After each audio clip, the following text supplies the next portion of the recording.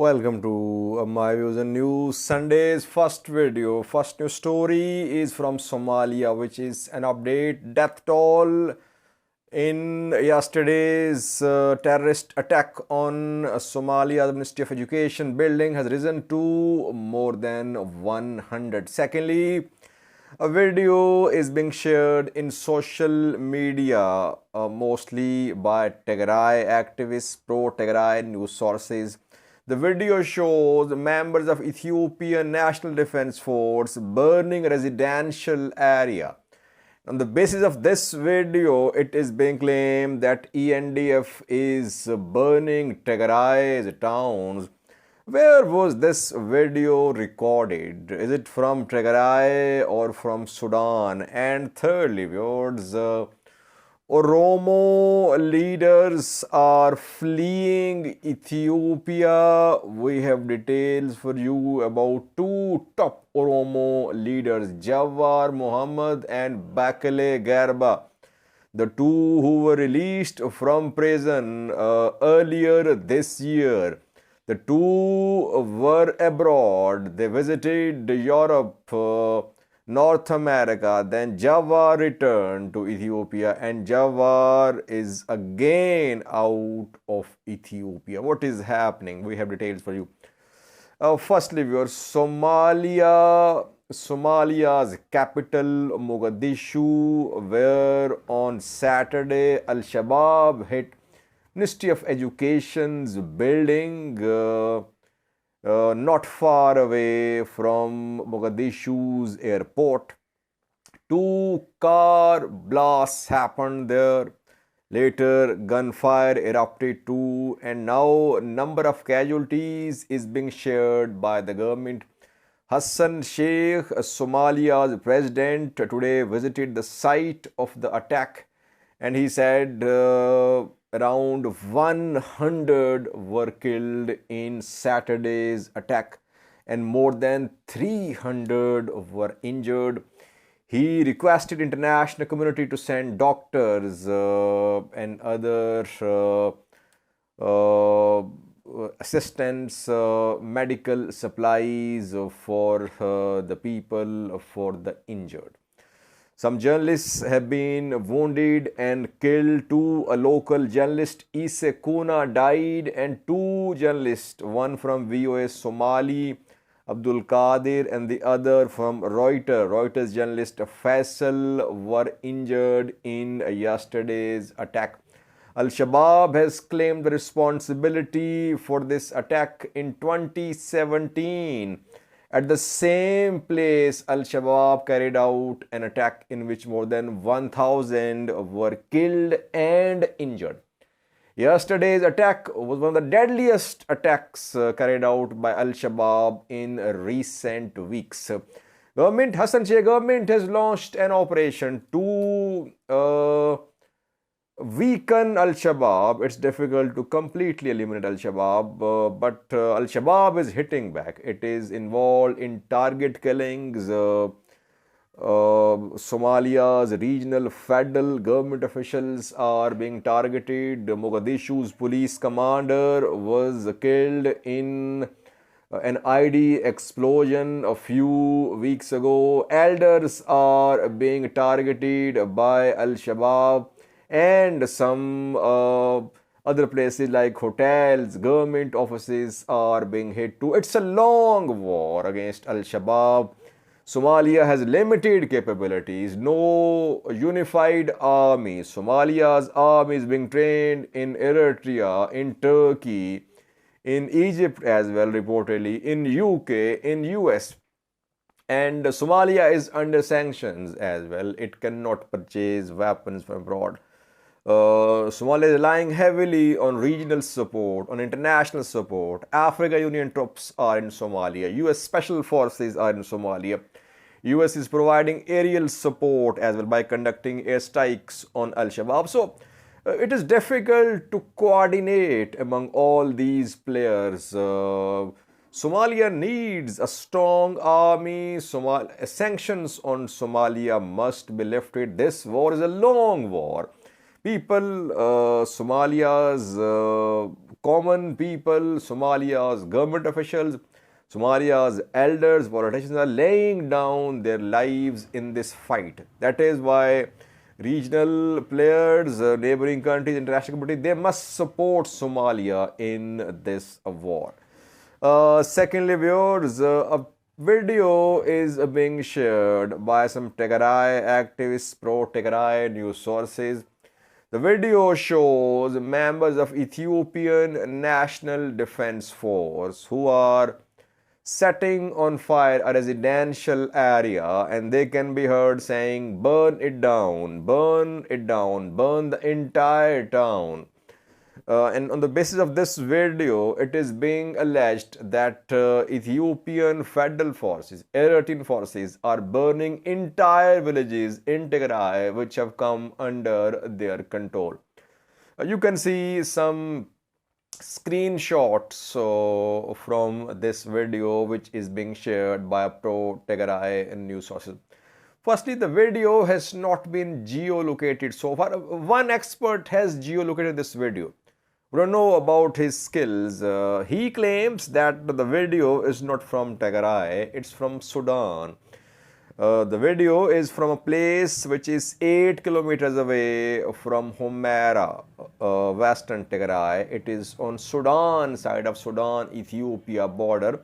Tigray fighters have been operating in Sudan. They've been trying to enter Volkai Humera from Sudan, and this expert claims that there in Sudan, some residential areas which were being used by Tigray fighters as their hideouts were set on fire by Ethiopian National Defense Force, but it is not confirmed.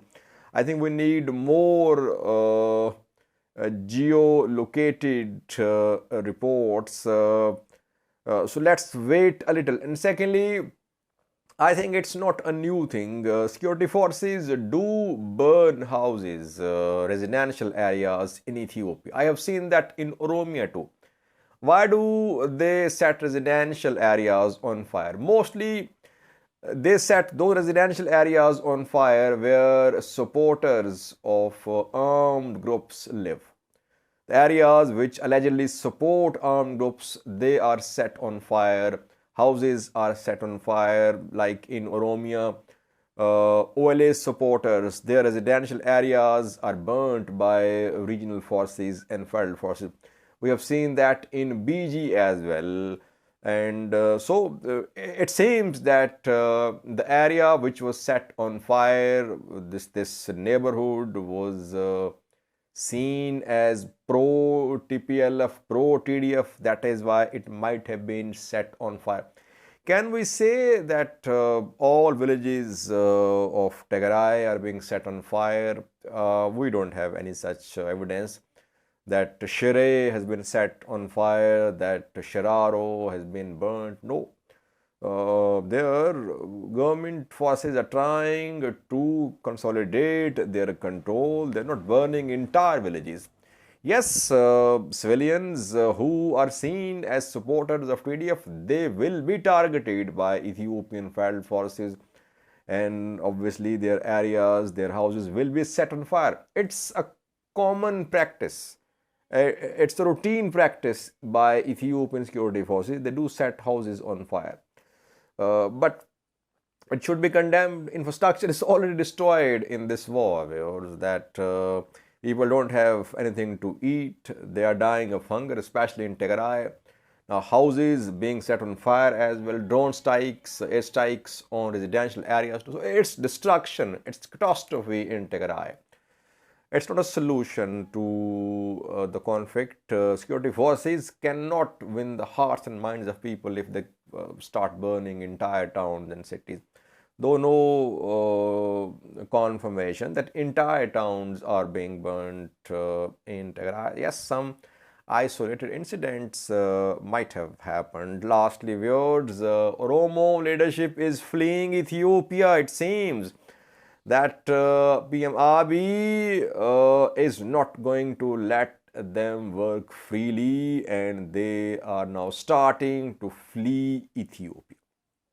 If you remember, More than 2 months ago, around 3 months ago, Jawar Muhammad and Bakle Garba, two top Oromo politicians of Oromo Federalist Congress, they departed Ethiopia for a diaspora trip. They visited several European countries and they arrived in the US as well. Especially Jawar visited all the European countries. Then they were seen together in America, in Canada too, I think. What happened after that? Jawar returned to Ethiopia, but Bakele Garba did not return to Ethiopia. Why?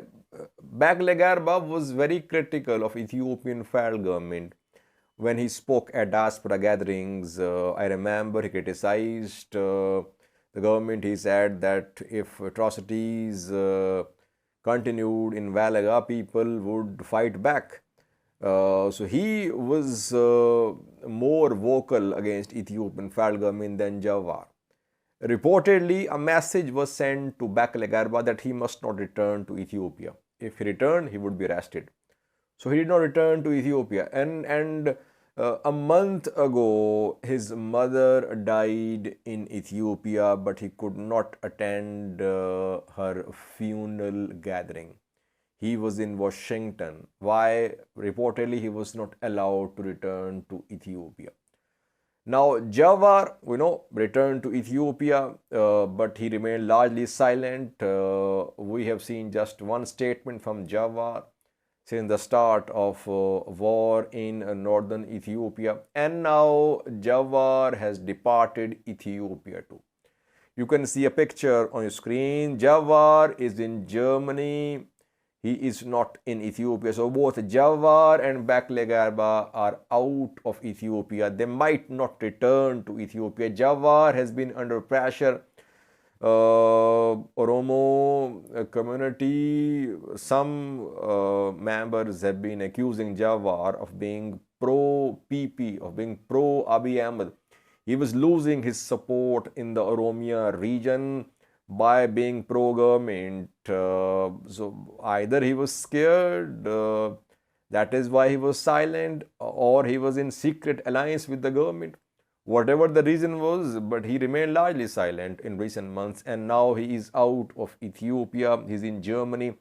It seems Jawar and Bakele Garba will continue, they'll press ahead with their political activities abroad. They might not return to Ethiopia.